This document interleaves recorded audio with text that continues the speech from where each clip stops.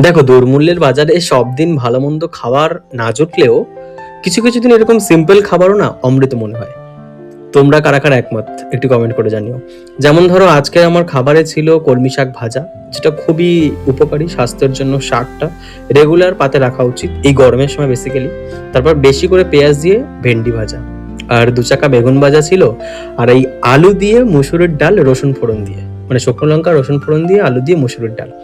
মানে এই ডালটার সঙ্গে না আমার একটা গল্প আমি তোমাদেরকে বলি। মানে আমি ছোটবেলায় যখন স্কুল, মানে ছোটবেলা বলতে কি, যখন ওই 9, 10, 11, 12 এই সমস্ত সময় যখন স্কুলে পড়তাম, তখন আমি এই রেগুলার বেসিসে এই ডালটা আমার খুব ভালো লাগে। মানে এই রসুন ফোড়ন দিয়ে আলু দিয়ে ডালটা হবে, তার সঙ্গে যে কোনো একটা ভাজা, আর যদি 1 পিস মাছ ভাজা হয়, তো সেই মতো মা আমাকে ম্যাক্সিমাম দিন করে দিত, আমি এরকম খেয়ে যেতাম। তো আমার একটা স্বপ্ন ছিল, যদি আমি কোনোদিন অফিসেও যাই, মানে অফিসে কাজ করি, তো মা আমার এরকম সাজিয়ে গুছিয়ে দেবে, আর এরকম খাবার খেয়ে সুন্দর করে লাঞ্চ বক্স নিয়ে মানে অফিসে যাব। কিন্তু যাই হোক, দুর্ভাগ্যবশত সেটা তো আর আমার কপালে জুটলো না, ভাগ্যে আমার নেই সেটা। যদিও আমি অফিস করি না। তো সে জায়গা থেকে এই জিনিসটা আজকে খেতে খেতে না সেই মানে কথাগুলো মনে পড়ছিল, তাই তোমাদের সাথে শেয়ার করলাম।